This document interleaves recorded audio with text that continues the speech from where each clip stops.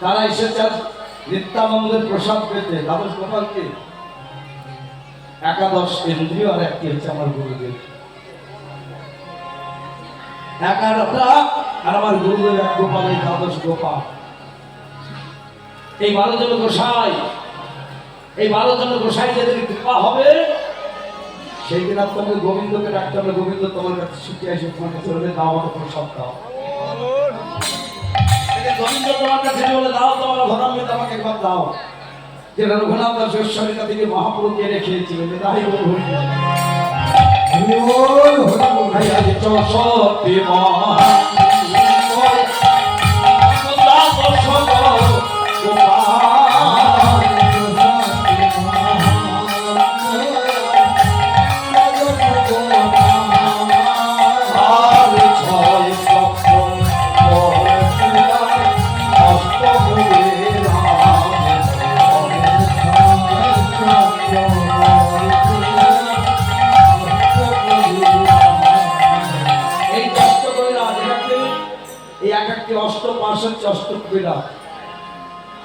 মায়ার দাস।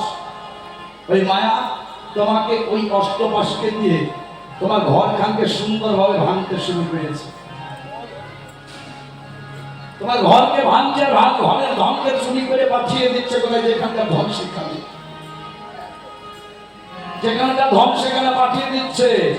এই অষ্টকবিরাজের কাজ হচ্ছে চিকিৎসা করা। তোমার ঘর ভাঙচার চিকিৎসা ভালো করে তোমার করছে। তাই গৌর হরিব এই অষ্টকবিরাজের যদি কৃপা লাভ করতে হয় তাকে চৈতন্যের দাস করো। চৈতন্যের দাস যদি করতে পারো তার দেহে রোগ থাকবে না। অষ্টকবিরাজ যারা দরকারে পারে, ডাক্তার কখন নেয় না, ডাক্তারের কখন দরকার হয় না, যখন রোগ আসে তাই না, তখন ডাক্তারকে ডাকতে হয়।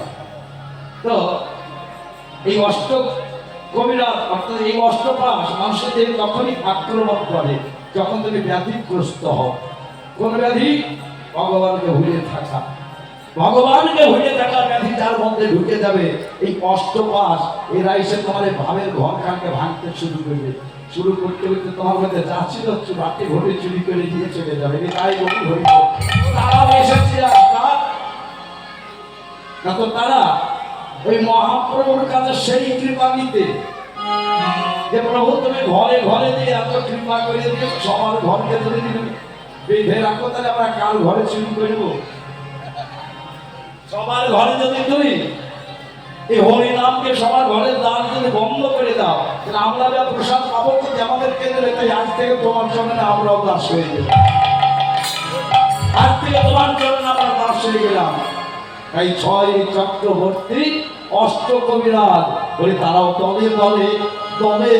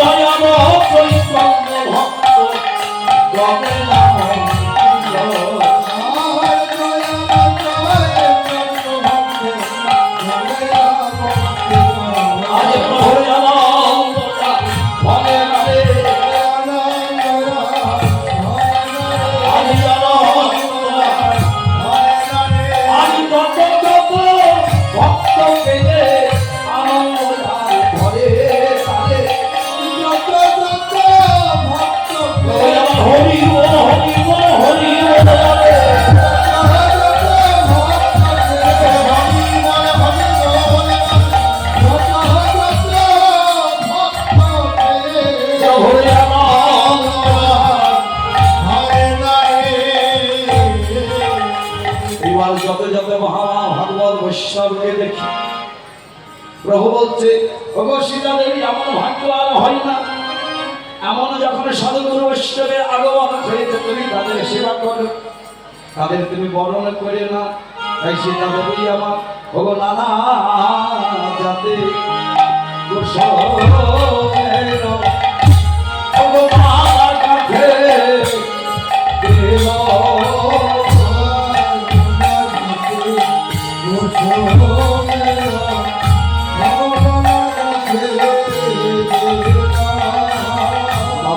যতন করে কেটেছে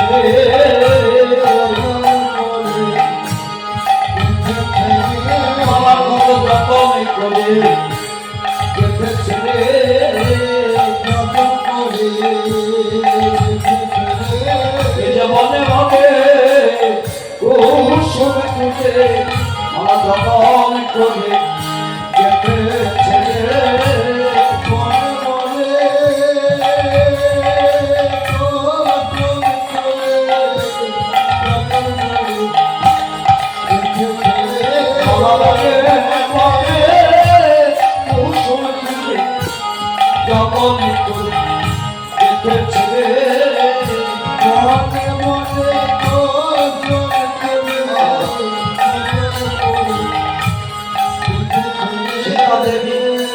ফুলের মালা কিনে আমের মধ্যে এইবার প্রতিটি ফুলে প্রতিটি ফুলে যদি আমার দোষযুক্ত হয়ে থাকে, যদি ফুলে আমার দোষযুক্ত হয়ে থাকে, নামে সর্বদোষে বিষ জল হয়ে থাকে, কোন বিষাক্ত ভ্রম যদি ফুলে বিষ ঢেলে থাকে, যদি বিষ ঢেলে থাকে, তাহলে প্রভুর কোমলে অঙ্গে বিষক্রিয়া হবে। তাই প্রতিটি ফুলে আমার একবারে করে কৃষ্ণ বলে আর নয়ন জলে ফুলে ধুয়ে দেয়, একবার কৃষ্ণ বলে আর এক একটি ফুল ধুয়ে দেয়, আর সেই ফুলে একবার করে না হবে তাই যাতে নামে বেশি জলে হয়ে যায়, নামে বেশি জল করে সেই ফুলের একটি একটি করে মালা গেছে, সেই ফুলের একটি নাম সময় প্রভু লাগে মালা গেছে। এবার সচন্দন তো বসে যাবে প্রভুরে, প্রভু মারা যাবে অমৃত ভুজক। সীতাদেবী আমার প্রভুকে মালা পরাতে পারছে না, মহাপ্রভুকে সীতাদেবী বলছে বলে তেমনি করে একবার আমার মনে বসো,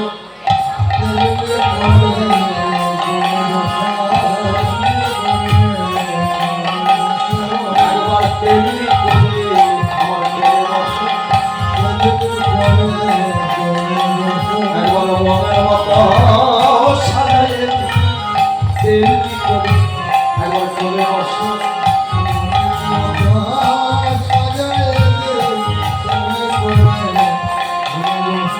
মহাপ্রভুর উচ্চতা কত ছিল? মহাপ্রভু ছিলেন 7.5 হাত লম্বা, মহাপ্রভু ছিলেন 7.5 হাত লম্বা, তার চরণটা ছিল 1.25 হাত, 1.25 হাত, 18 ইঞ্চি ছিল মহাপ্রভুর চরণের পরিধি, যার খড়ম এখনো আছে। যদি কোনোদিন কবিরাজ গোস্বামী পাঠে যান, সে খড়মখানা দেখলেই বুঝতে পারবে তার চরণ কেমন। যদি কবিরাজ গোস্বামী পাঠে যান, ভাগ্যে হয়েছে সেই খড়ম মাথায় নিয়েছি, প্রণাম করে এসেছি, যদি ভাগ্যে থাকে একবার দেখেছেন মহাপ্রভুর দেওয়া সেই চরণ এখনো সেবা চলছে। মহাপ্রভুর চরণে যেখানে ছাপটা লেগে আছে চরণের 18 ইঞ্চি করে দিন, তাহলে মহাপ্রভুর উচ্চতা কত? 7.5 হাত লম্বা মহাপ্রভু, আজানুলম্বিত ভুজ বিরাট পুরুষ। তো সীতাদেবী মালা পরাবে কি করে? তাই সীতাদেবী বলছে ও নিতাই, আমার নিতাই হচ্ছে আমার গৌর, তাই নিতাই মহাপ্রভু করে অনুলম্বিত ভুজ বিরাট পুরুষ। তাই দুইজনকে বলছে ও নিতাই বউ একবার কোলে বসো, নিতাই বউ কোলে বসো, বলি ও নিতাই কোলে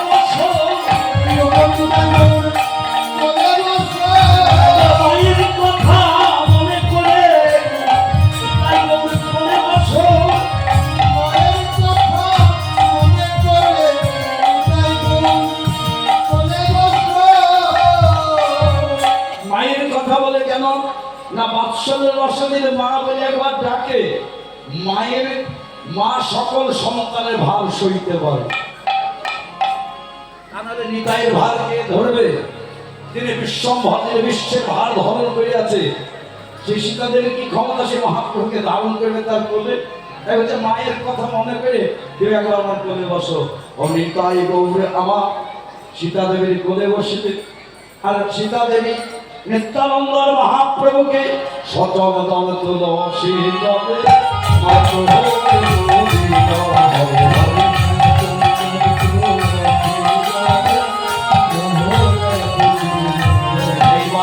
ভরে প্রভুকে দর্শন করে। আর নিতাই আর গৌর করেছে কি মা মা মা বলে দুইজনে আমার হৃদয়ে ধারণ করেছে সীতা দেবীকে। আর সীতা দেবী তখন কত শত চুম্বন দিল তোমার অবতারে,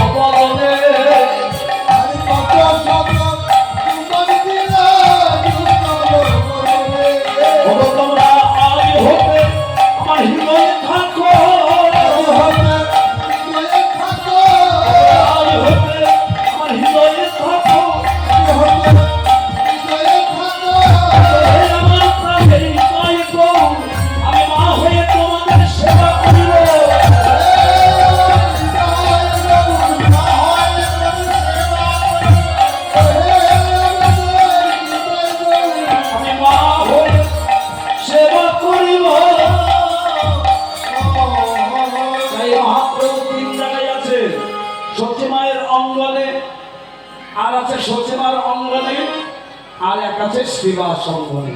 এই তিনটি জায়গায় মহাপ্রভু আছে, তিনটে মা বলে তারা বাৎসল্য রসে সেবা করে। তাই শ্রীবাস আজ সচন্দনতে বসে যাবে প্রভুরে বুঝিল। এবার খণ্ডবাসী নরহরি প্রসাদিত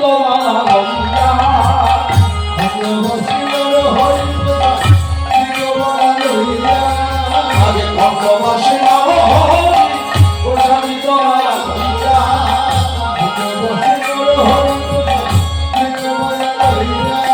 আজ ভক্তগণে গোবিন্দ হরি বল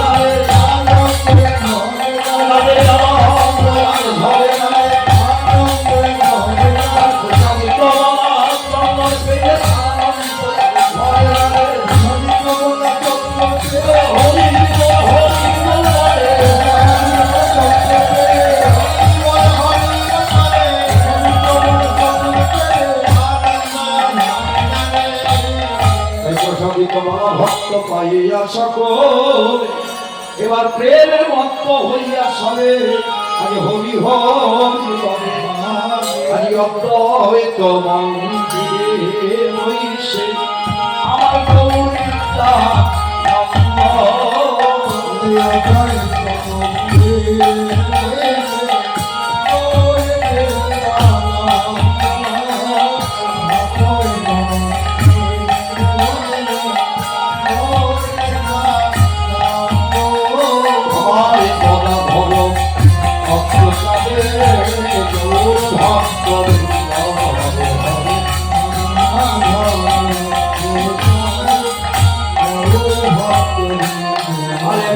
কৃষ্ণ দেখে আছে এই যে মহানন্দ সুখে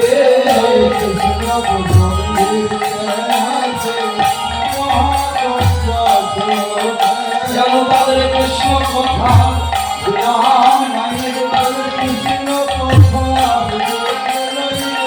কৃষ্ণ কথা সদাই কৃষ্ণ আমার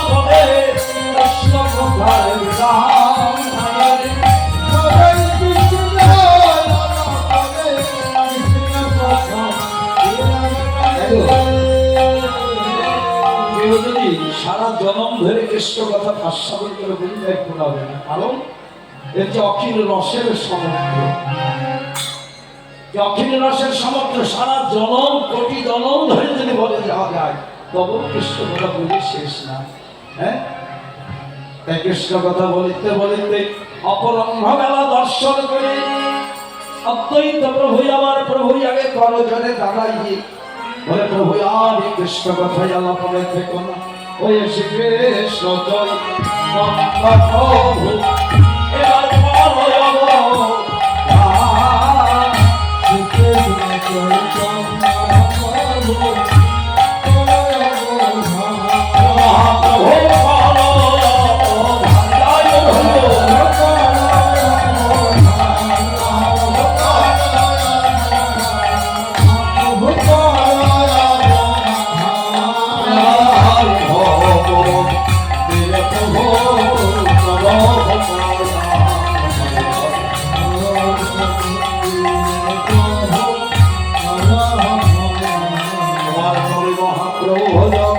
মন্দিরে চলিরতে এবার ভক্ত গোষ্ঠীর সঙ্গে লয়ে প্রভু আমার ভজনে বসলে কেমন ভাবে ভগবন্দিরে প্রভুরে আসন বিছান এবার গণ সহ আপন আপন বৈশে জগন্নাথ প্রভু নিজের পার্শ্বদ গুরুবর্গ বৈষ্ণবর্গ মহান্তবর্গ দ্বাদশ গোপাল 64 মহান্ত তারা আপন আপন পরিষদ স্ব পরিষদে আপন আপন স্থানে বিচারে তারা বসলেন। আর মহাপ্রভু বসলেন তার নিজের পরিকর বলতে 5 জন, মহাপ্রভু পরিকর বলতে 5 জন, তার মধ্যে ওর অন্তরঙ্গ 2 জন। অন্তরঙ্গ নিয়ে সবাই বসেছেন কেমন না, তো বামে প্রিয় গদাধর আর দক্ষিণে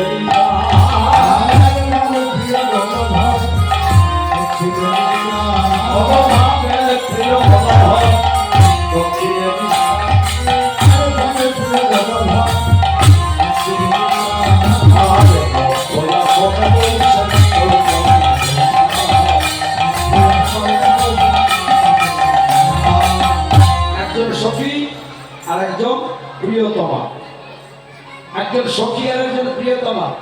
প্রিয়তমা হচ্ছে সঙ্গে রাধারানী, রাধাভাবের অবতার গদাধর, আর সখী হচ্ছে রাধারানীর ছোট বোন। রাধারানী ছিলেন 2 বোন। রাধারানীর ছোট বোন হচ্ছে অনঙ্গ মঞ্জুরি, তিনি দাদা বলরামের দেহ আশ্রয় করে তিনি স্বরূপে মঞ্জুরি হয়ে আমার নিত্যানন্দ এসেছেন। তাই নিত্যানন্দ তো জানে না সে কে, গৌর হরি তার অন্তরিক্ষে তার ভাবকে দেখে তিনি চিনতে পেরেছিলেন, তো আমার সেই অনঙ্গ মঞ্জুরি। তাই নিত্যানন্দ বলছে এসে আমার কাছে এসে আমাকে বসে, তোমাদের 2 বোনের পড়াশোনা হলে আমার সুখ হবে না, আশ্চর্য হবে।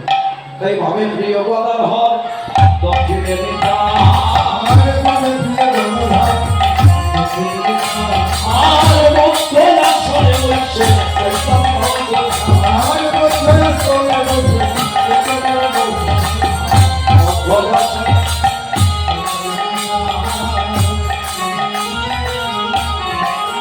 এবার শ্রী অদ্বৈত শ্রীমান হইছে ও যথা যথা ভাবে শ্রী অদ্বৈত শ্রীমাসে হইছে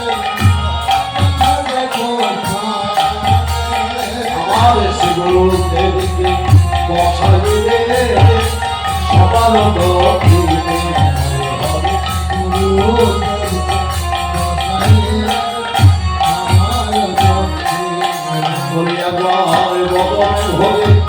জয়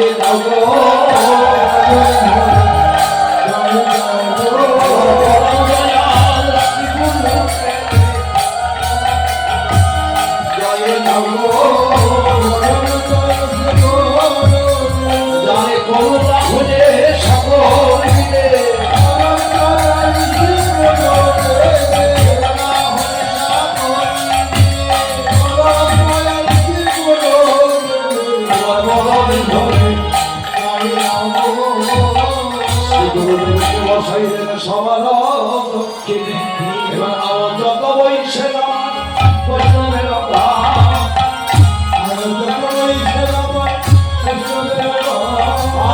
আরো যত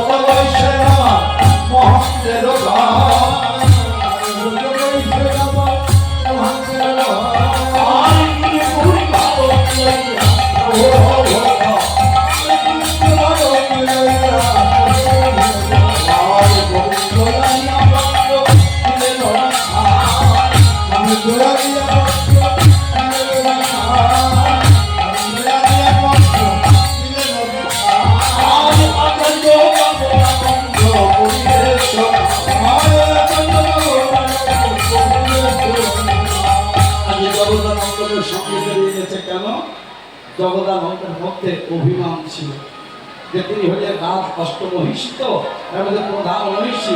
তার সেই গাম্ভীর্যতার অহংকার তাকে দূর করবার জন্য এক ভক্ত কৃপা ছাড়া অভিমান চাই না।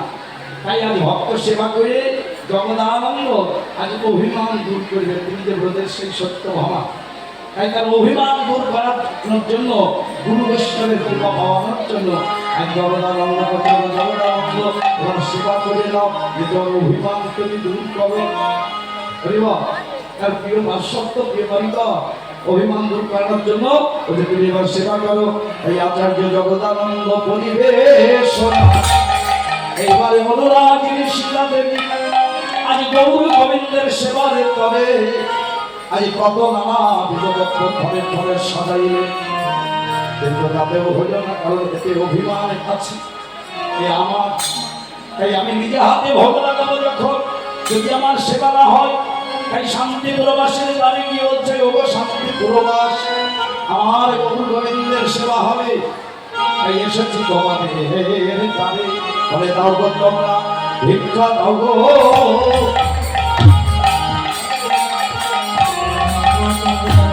ভিক্ষা দাও গো, ভিক্ষা দাও গো, ভিক্ষা দাও গো, আমি এসেছি তোমাদের দ্বারে, দাও গো তোমরা ভিক্ষা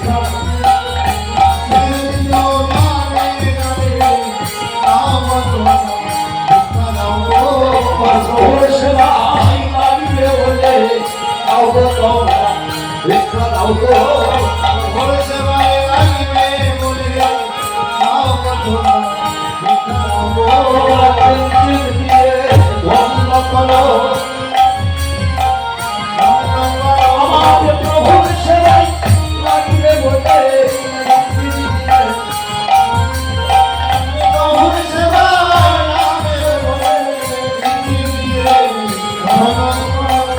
প্রভুর সেবাই লাগিবে বলে আমার ভিক্ষার ধর্ম ভালোবাসে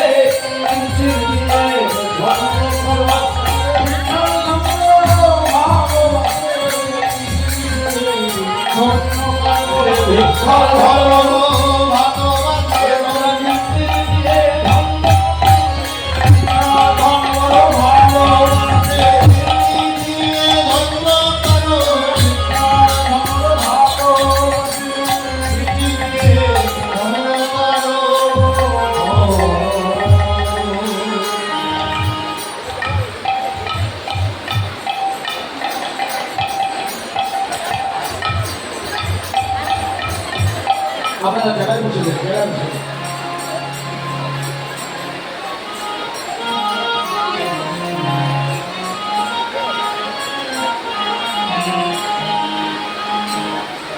আজ শান্তি পুরবাসীর দ্বারে কি,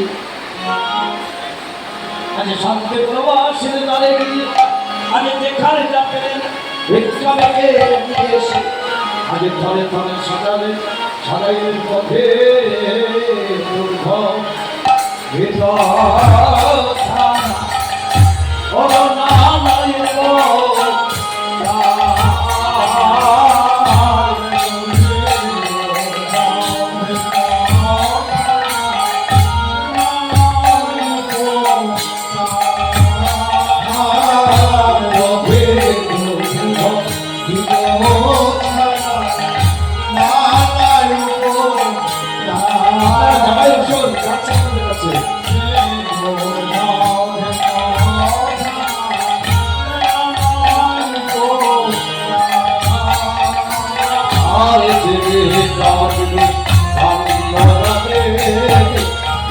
আমি মথুরা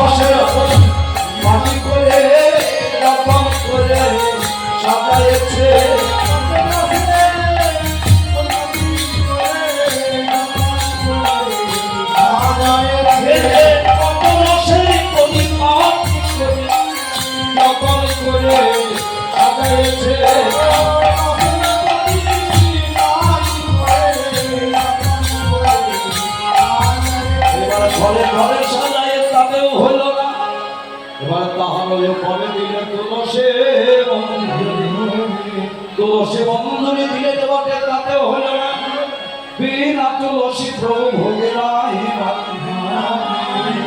কারণ প্রভু তুলসী ছাড়া যখন দেবেন না কিন্তু আমার গুরুদেবকে স্মরণ করে তুলসী পরিক্রমণ করে স্মরণ করে তাই গুরুদেবকে স্মরণ করে ও তুলসী তলে স্মরণ নিলাম জানাই আমার প্রভুর লাগে তাই গঙ্গা জল তুলসী বলে শোনো শোনো সতী সুন্দর ওই শ্রী সতী রঙ্গা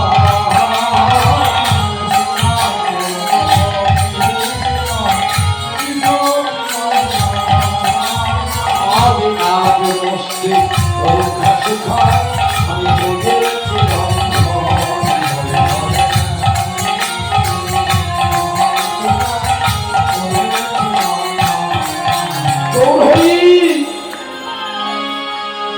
আমি তোমার ছেলে এক গোষ্ঠী মুখাশিকে আমি লঙ্ঘন করেছি তোমার কত ভক্ত তোমাকে কত ভাবে সেবা দেয় কিন্তু আমার মনের ইচ্ছা থাকে আমার দেওয়ার মতো সামর্থ্য না তাও আমার বলতে কিছু নাই তোমার ভক্তের কাছে গিয়ে তাদের কাছে আচলে পেতে আমি ভিক্ষা থেকে যেখানে যা পেয়েছি তাই নিয়ে সেখানে প্রভু আয়তন করেছি তবে আমি ভক্তিহীন অনুরাগহীন আমার সেবা করার মতোই আমার যোগ্যতা নাই আমি সাজাইলাম মাত্র তবে জানি প্রভু তুমি যদি একবার সহস্য বদল আমার সেবা ধনের প্রতি তোমার কৃপা দৃষ্টির ফলে তোমার একবার কৃপা দৃষ্টি করে তবে আমার ঘরে নয় তোমার ওই দৃষ্টি বলি আমার সেবার ধন মধুর হবে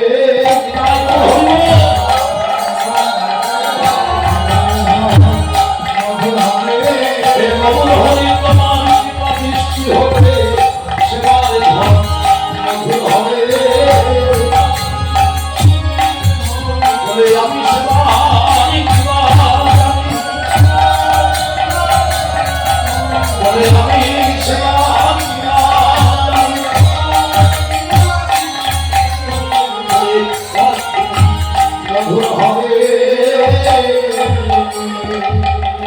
এটাই হচ্ছে ভক্তি অনুরাগ সাজিয়ে দিতাম, ভালো করে রেখে দিতাম, হবে হবে না। তিনি যদি কৃপা সৃষ্টি করিয়ে যদি ভোগ লাগাই তবে ভোগ লাগবে। আমি ভোগ লাগানোর তাই ভোগ হইব। আমি ভোগ লাগানোরকে মন্ত্রতন্ত্র দিয়ে কখনো ভোগ লাগে? মন্ত্রতন্ত্র দিয়ে ভোগ লাগে? অনুরাগে ভোগ লাগাতে হয়। তাই শিবজা দেবী অনুরাগে সাজিয়েছে, তাতে হচ্ছে না। বলে প্রভু তুমি একবার কৃপা দৃষ্টি দাও, তবে এই ভোগ লাগে তো লাগবে, আমার সেবার যোগ্যতা আমার নেই। তাই অনুরাগিনী সীতা দেবী দুটি নয়নে জলে গঙ্গা জল তুলসী আজ নিবেদন করছে কেমন? গোবিন্দায় নম বলে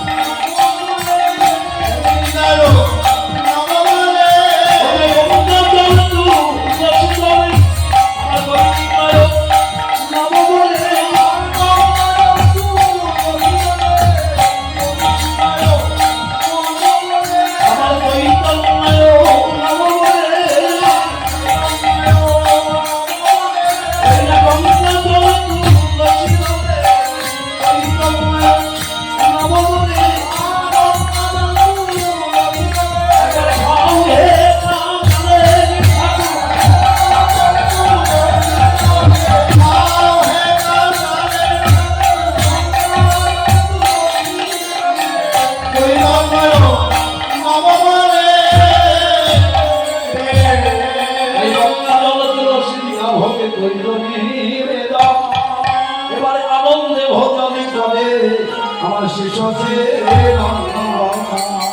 অমনি মহাপ্রভু সীতা দেবী বলছে যাও আগে গুরু সেবা করো, আগে সেই গুরু সেবা করো। গোবিন্দের ভোগ লাগিয়ে এবার মহাপ্রভুকে সেবা দিলেন। এবার সেই প্রসাদ নিয়েছে সীতা দেবী আমার গুরুবর্গকে আগে প্রসাদ দিলেন যে আপনারা প্রসাদ পেয়ে আপনার মহাপ্রসাদ করে দেন। আগে গুরুবর্গকে সেবা দিলেন, এবার গুরুবর্গকে সেবা দিয়ে মহাপ্রসাদ হলো। এইবার মা নিতাই গৌর পঞ্চতত্ত্বের সেবা হলো। এবার মহাপ্রসাদ থেকে মহাপ্রসাদ হলো। এবার মহাপ্রসাদ ভক্তবাঞ্ছা করে। এইবার সেই মহাপ্রসাদ আমার সীতা দেবী আমি আমার যত ভক্তে দিল। সেই মহাপ্রসাদকে ভক্তগণের যত আনন্দ, আমার নিত্যানন্দের তারও আনন্দ। তাই নিত্যানন্দ এক মস্তে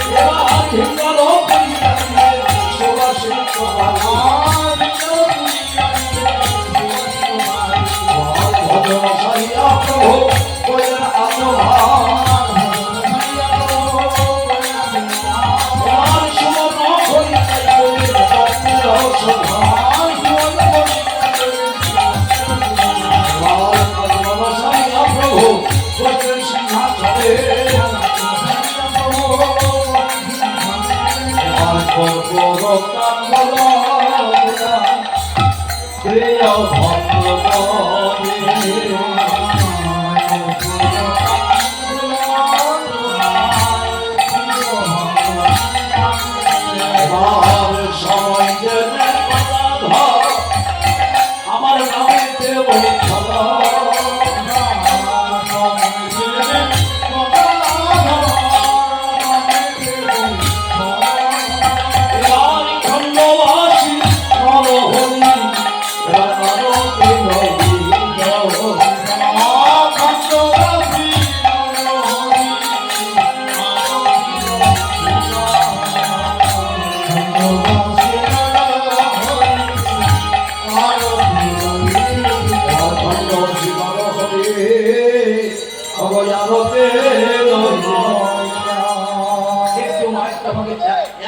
জায়গা করে দাঁড়ি এক হাত মতো আমি প্রভু আসবে যাবেন এক হাত মতো জায়গা সবাইকে সারা দেবেন এক হাত মতো করে দাও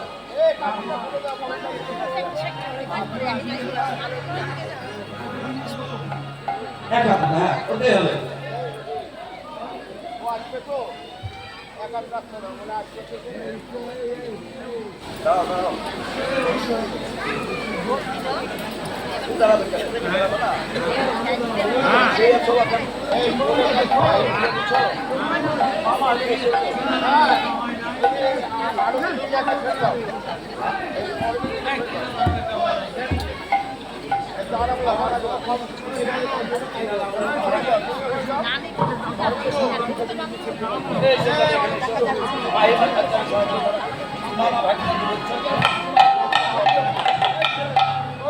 কিবায়ারতি করে নরহরে